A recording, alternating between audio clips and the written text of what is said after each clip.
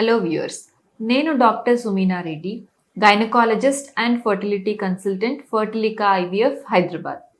ఇవాళ మనం laparoscopic hysterectomy అంటే ఏంటి, ఎవరికి చేస్తారు, ఎలా చేస్తారు అనే దాని గురించి మాట్లాడుకుందాం.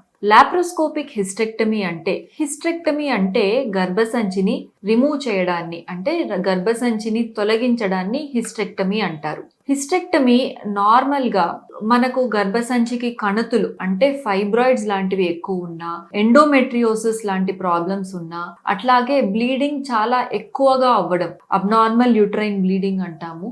బ్లీడింగ్ ఎక్కువగా ఉండి ఇది మందులతో లేదా మెరీనా లాంటి ట్రీట్మెంట్స్తో తగ్గించలేనప్పుడు ఇటువంటి సందర్భాల్లో హిస్టెక్టమీ చేస్తాము. అట్లాగే కొన్నిసార్లు గర్భసంచికి ప్రీ మాలిగ్నెంట్ లీజన్స్ అంటే గర్భసంచి లోపలి పొరలో ఏదైనా అబ్నార్మల్ సెల్స్ ఉన్నా, గర్భసంచి ముఖద్వారం అంటే సర్విక్స్ మీద అబ్నార్మల్ సెల్స్ ఉన్నా కూడా గర్భసంచి తొలగించాల్సి రావచ్చు.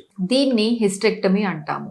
నార్మల్గా మనకు హిస్టెక్టమీ అంటే సిజేరియన్ లాగా పెద్ద ఇన్సిషన్ అంటే పెద్ద కోత కోసి గర్భసంచిని తీసేవారు. కాకపోతే ఇప్పుడు లాప్రోస్కోపిక్ హిస్టెక్టమీ అంటే పొట్ట మీద చిన్న రంధ్రాలు చేసి ఈ రంధ్రాల ద్వారా కెమెరాని లోపలికి ఇంట్రడ్యూస్ చేసి అట్లాగే పొట్టను కార్బన్ డైఆక్సైడ్ గాలితో నింపి లోపల ఈ చిన్న రంధ్రాల ద్వారానే సర్జరీని ముగించగలుగుతున్నాము. దీన్ని లాప్రోస్కోపిక్ హిస్టెక్టమీ అంటారు.